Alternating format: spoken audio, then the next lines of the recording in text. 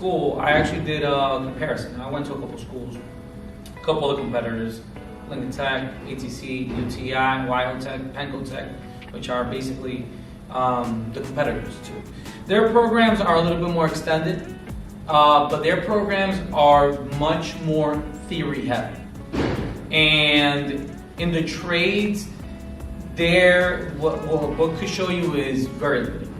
But if you are planning on going to the industry with the tools the school has, being the location, the teachers, the mechanics, and the shop itself, I think it's really a package that no other school could really get even close.